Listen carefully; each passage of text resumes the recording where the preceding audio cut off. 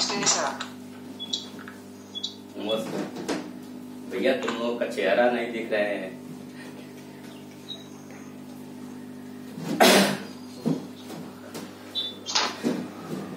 Good morning all of you.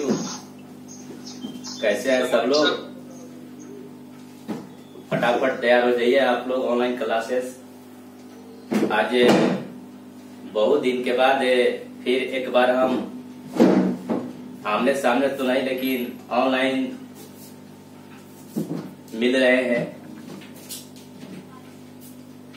सबको आवाज सुनाई दे रही है?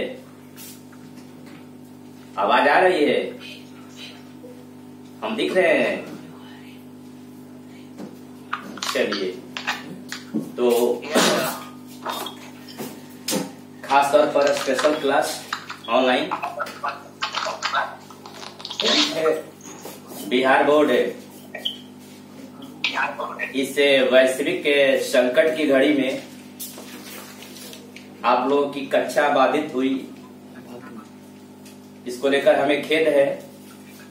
लेकिन फिर भी हम लोगों का प्रयास है संस्थान के द्वारा कि आप लोगों को जब तक वैश्विक आपदा समाप्त नहीं हो जाती तब तक हम लोग धैर्य बनाए रखें।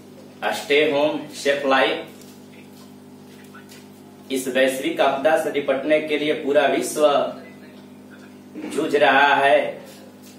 खासतौर पर यूरोपीय देशों में तो यह महामारी अपना भयंकर विशाल रूप ले चुकी है।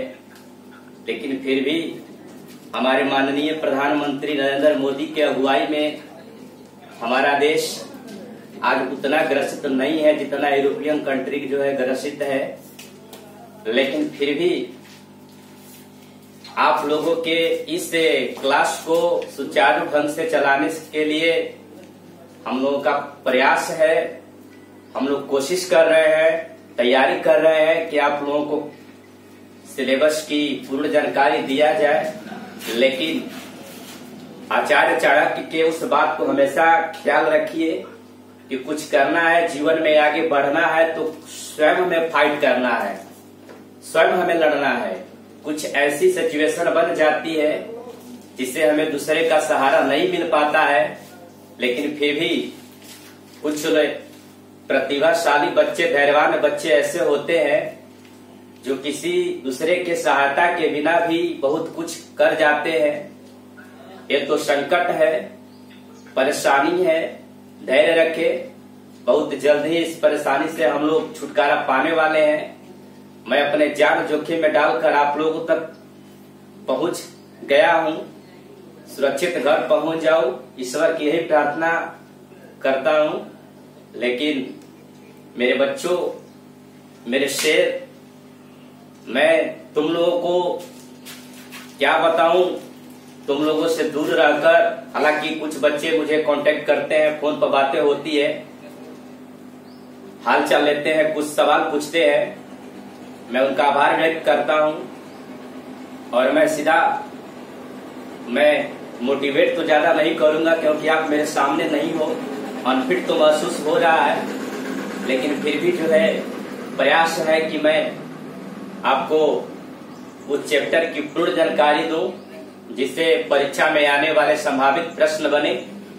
और खास तौर पर आप घर पर ही रहकर एनसीईआरटी के जो बुक आते हैं उस बुक की विधिवत तैयारी करें। चैप्टर बाय चैप्टर पढ़े, पॉइंट बाय पॉइंट पढ़े।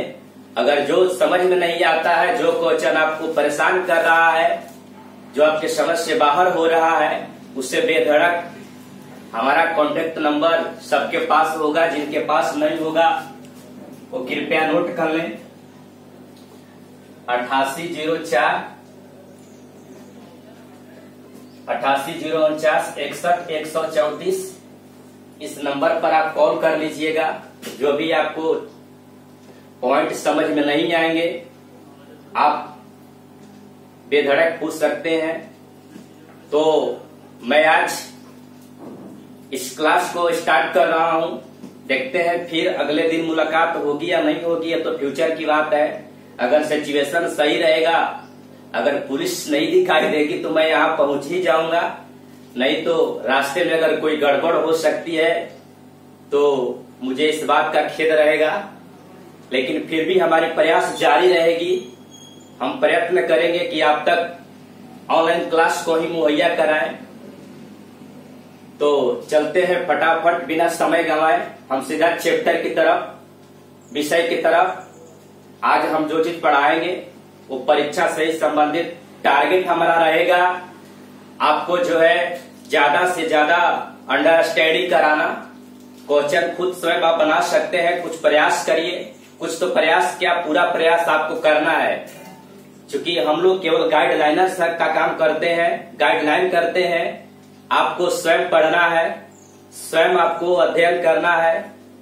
इसके लिए हमें बहुत बड़ी खुशी होगी। मैं भी देखना चाहता हूं कि आप जो है बिना हमारे निर्देशन में पढ़ पाते हैं या नहीं पढ़ पाते हैं।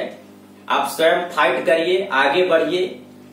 असली हीरा की पहचान संकट की घड़ी में होती है। मेरे से तैयार रहो तुम, हम तुम्हारे साथ हैं, ईश्वर तुम्हारे साथ है। मन से प्रयास करो, हो सकता है तो दोबारा हम लोग फिर मिलेंगे।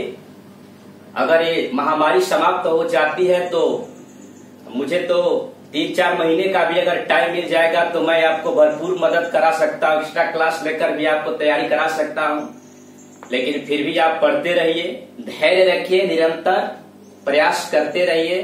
तो चलिए बिना समय गंवाए फटाफट हम सीधा चलते हैं अपने सिलेबस की तरफ। आप लोगों को मैंने जो बताया था उसको आप याद किए होंगे, आप पढ़ते होंगे।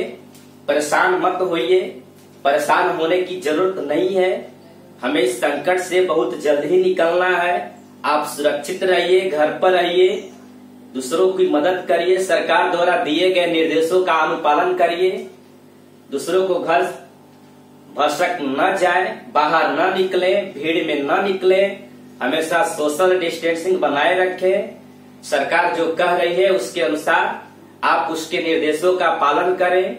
हमारे जो वरिष्ठ हैं, जो कोरोना योद्धा है, जैसे प्रशासन है, डॉक्टर है, इनका सम्मान करिए। इस प्रकार जो हम लोग के जीवन को बचाते हैं उनका आदर करिए और आप तैयार हो जाइए। तो चलते हैं। आज मैं जो सब्जेक्ट पढ़ाऊंगा उस सब्जेक्ट का नाम है, आप तो जानते हैं कि मैं किस विषय में ज्यादा रुचि रखता हूं। आपसे तो कुछ छिपा नहीं है। चलिए एक रुचिकर विषय की तरफ हम लोग बढ़ते हैं, सोशल साइंस।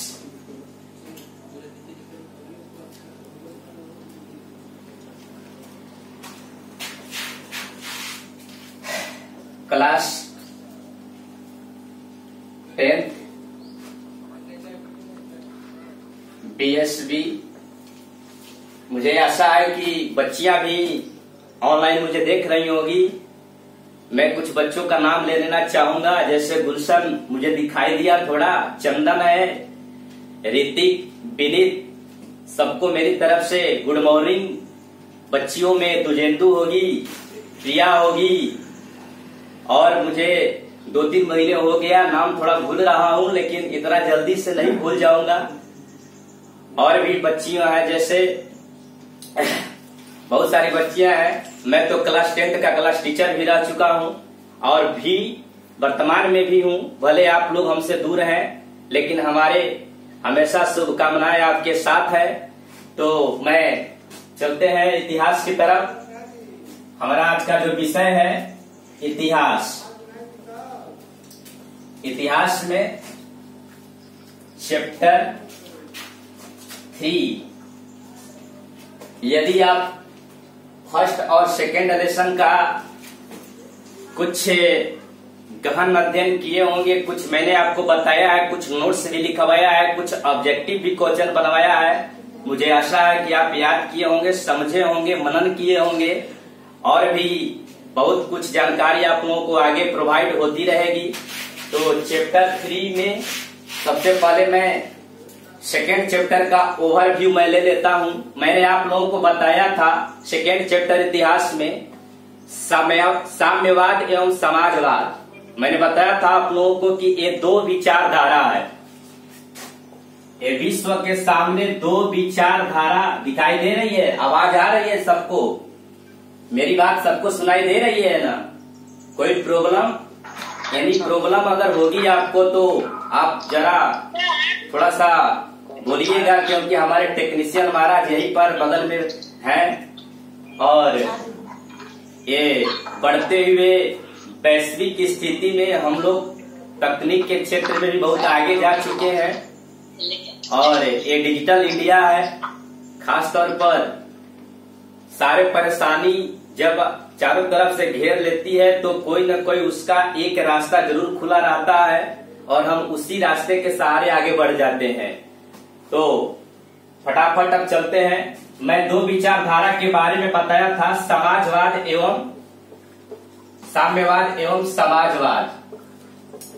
जैसा कि आप जानते हो मेरे बच्चों, मेरे शेर, थोड़ा सा जो लोग सोए होंगे वो फटाफट जग जाएंगे, क्योंकि विनोद सर बार बार कॉल कर रहे थे कि बच्चे आपको जो है खोज रहे हैं, बुला रहे हैं। मैं भी मिलने को आतुर था कि आप लोगों से कब मुलाकात हो, कब आप लोग मुझे दिखाई दो, लेकिन फिर भी मैं प्रयास करके यहाँ तक पहुंच ही आया हूँ और ये आप सबकी प्यार है, आप सबका जो है आशीर्वाद है कि मुझे आप हमेशा याद करते हो। तो मैं दो विचारधारा के बारे में सेकेंड चैप्टर इतिहास में मैंने आपको बताया था, साम्यवाद एवं समाजवाद। ये दोनों भिन्न वर्ड तो हैं, लेकिन भिन्न विचारधारा भी है। मैंने बताया था समाजवाद के बारे में कार्ल मार्क्स के सिद्धांत, और यूट्यूब पर ये सारी वीडियो मिलेगी, रिकॉर्ड हो रही है, आप लोग उसको रिव्यू करके भी देख सकते हैं, समझ सकते हैं। समझ में नहीं आएगा तो पूछ भी सकते हैं। तो मैंने ये जो दो विचारधारा के बारे में आपको बताया था, समाजवाद जैसा कि परिभाषा भी मैंने आपको लिखवा दिया था कि समाजवाद एक ऐसा विचारधारा है, एक ऐसा सिद्धांत है, एक ऐसा भावात्मक वक्तव्य है जिसमें उत्पादन एवं वितरण का स्वामित्व किसी निजी प्रोपर व्यक्ति के पास न होकर इसका नियंत्रण सीधा सरकार के पास होती है। सरकार अपने हिसाब से प्रोडक्शन को बढ़ावा देती है, प्रोडक्शन के जो मुनाफे होते हैं, जो फायदे होते हैं, वो जनता के बीच प्रोवाइड करती है। इस सिद्धांत को आगे बढ़ाने में सबसे कारगर साबित हुआ विश्व का जाना माना एक दार्शनिक, विश्व का जाना माना एक विचारक कार्ल मार्क्स। कार्ल मार्क्स के बारे में मैंने आपको अच्छी तरह से बताया था कि इस समाजवादी विचारधारा को आगे बढ़ाने में सबसे ज्यादा योगदान दिया, और इसके साथ इसका जो मित्र फ्रेडरिक एंगेल्स था, इसने भी कार्ल मार्क्स के सिद्धांतों को आगे ले जाने में मदद किया। मैंने कार्ल मार्क्स के 5 सिद्धांत को बताया था आप लोगों को।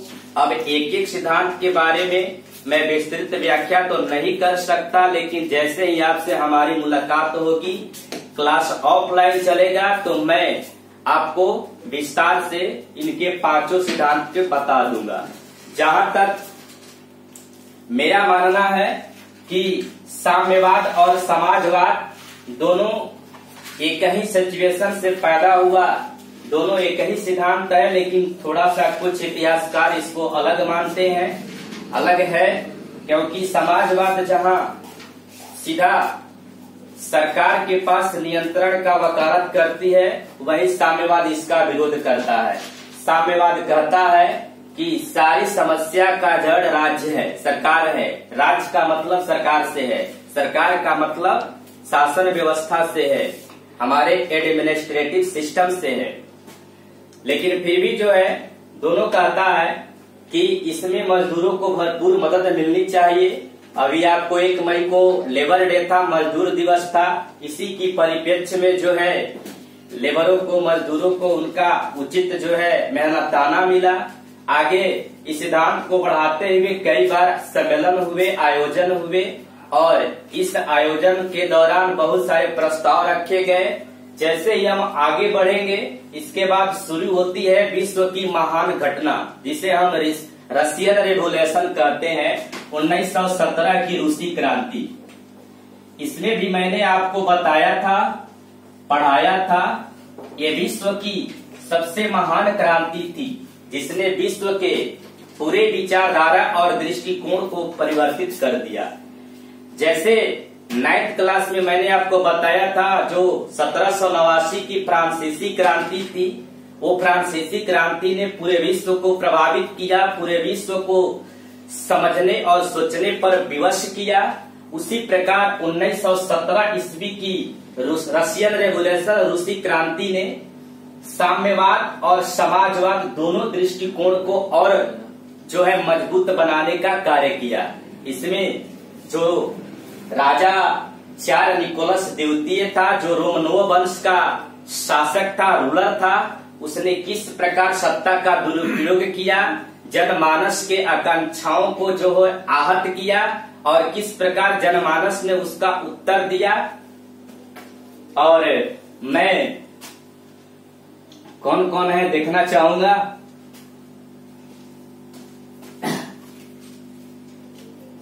चलिए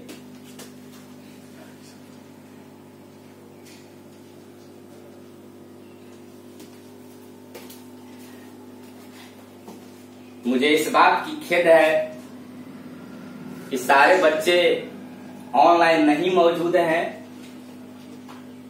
संतोष, विनीत, गुलशन, जिनके पास 4G मोबाइल है, जिनके पास इंटरनेट की सर्विस है, कृपया इस जो है क्लास का लाभ मेरे इस टॉपिक को समझने का भरसक प्रयास करें।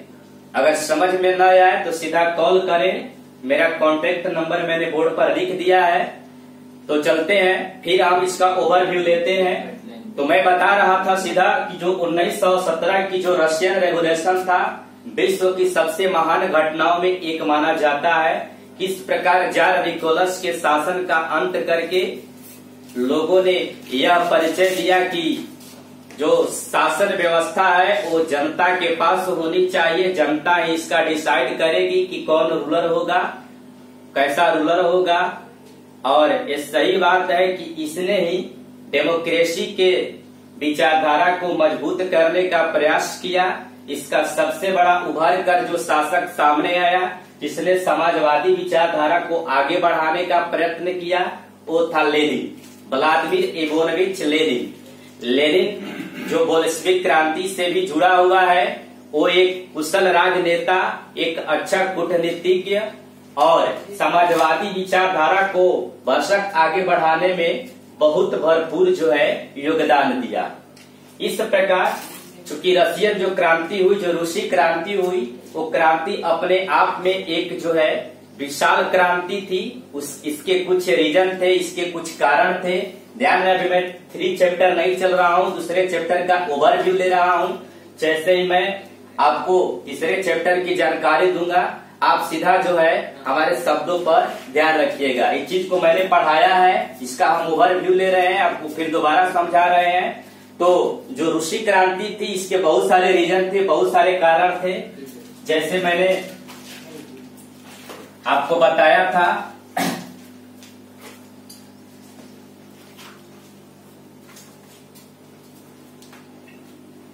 पढ़ाई कर रहे हो कि मटर गश्ती कर रहे हो?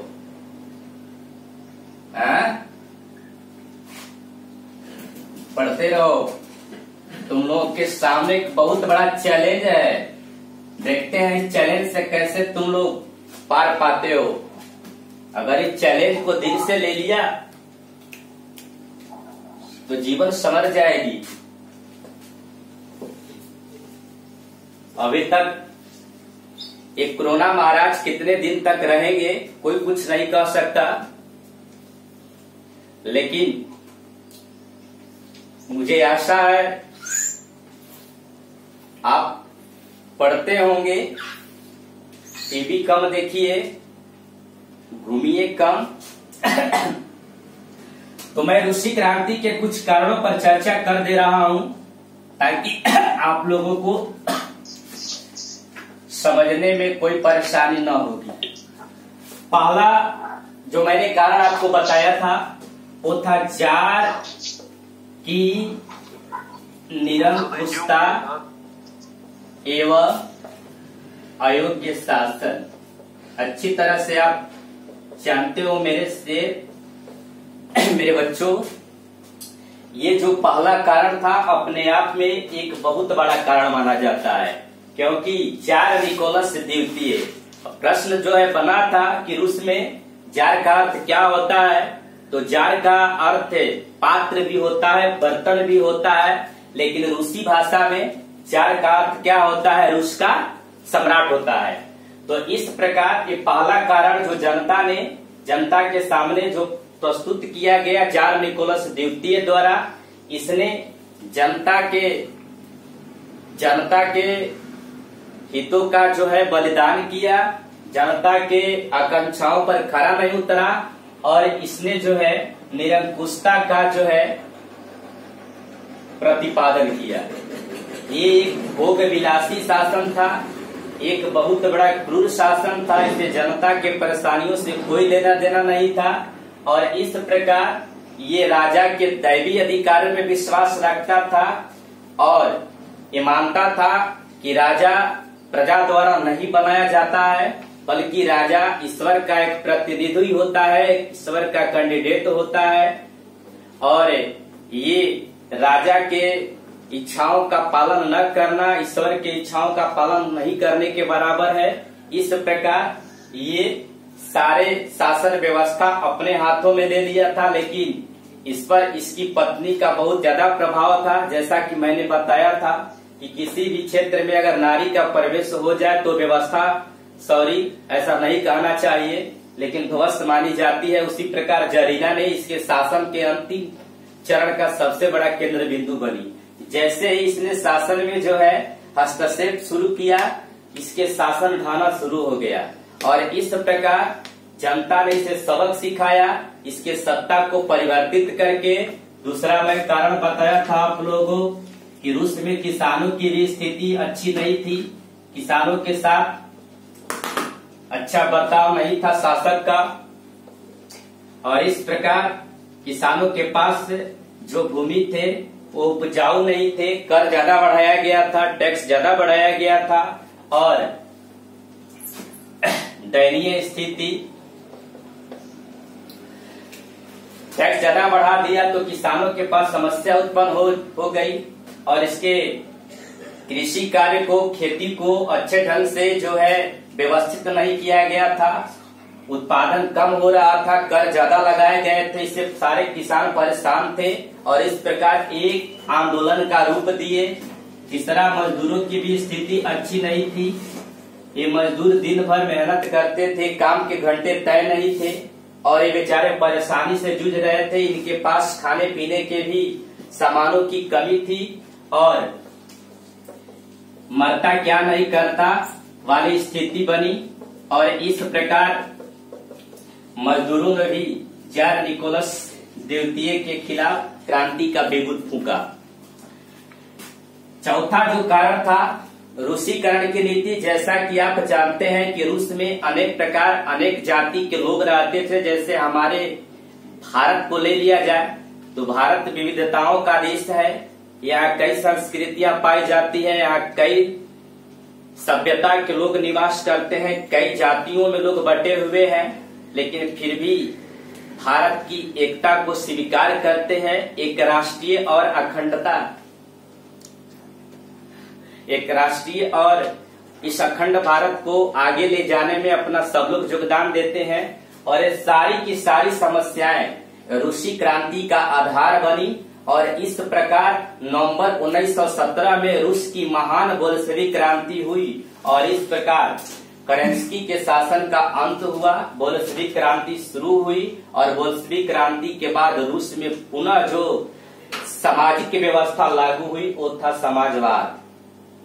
और इस प्रकार से स्टालिन एक तरह लीडर था, आया, और उसने जो है रूस को एकीकृत करने का प्रयास किया, रूस को स्ट्रॉन्ग करने का प्रयास किया, और इस प्रकार से रूस विश्व के मानचित्र में एक शक्तिशाली देश बनकर उभरा, और इसी ने ही अमेरिका को टक्कर देना शुरू किया, पूंजीवादी व्यवस्था को टक्कर देना शुरू किया।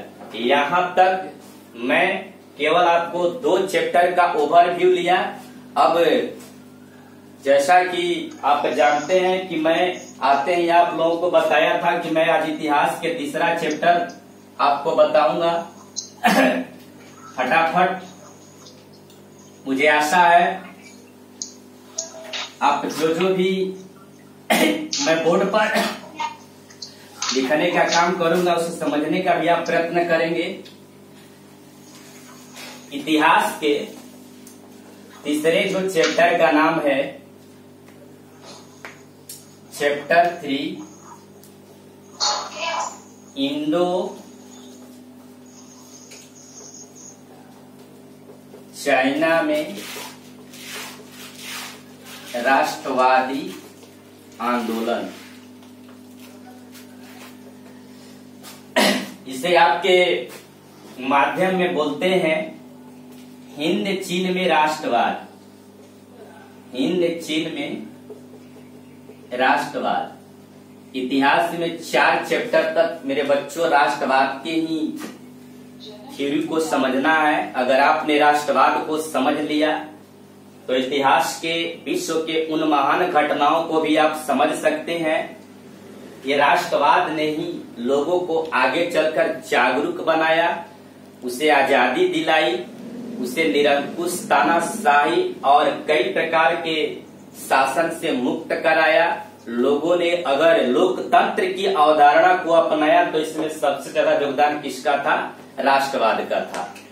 मैं फर्स्ट लेसन में जब यूरोपियन राष्ट्रवादी पढ़ा रहा था, यूरोप में राष्ट्रवाद पढ़ा रहा था, तो मैंने आपको बता दिया था कि राष्ट्रवाद एक ऐसी भावना है जो किसी देश के भौगोलिक, सांस्कृतिक और सामाजिक परिवेश में रहने वाले लोगों में एकता का वाहक बनता है। या राष्ट्र के प्रति प्रेम को ही राष्ट्रवाद कहा जाता है।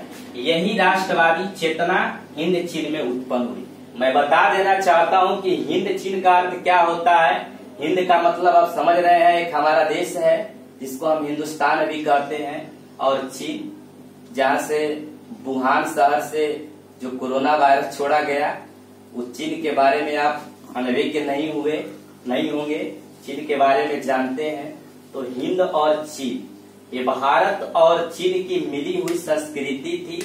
दक्षिण पूर्व एशिया के कुछ ऐसे क्षेत्र थे, उन क्षेत्रों पर भारत ने अपना सांस्कृतिक आधिपत्य स्थापित किया था और कुछ क्षेत्रों पर चीन ने स्थापित किया था। जैसे आप लाओस, कंबोडिया और वियतनाम के बारे में जानते होंगे। Laos, Cambodia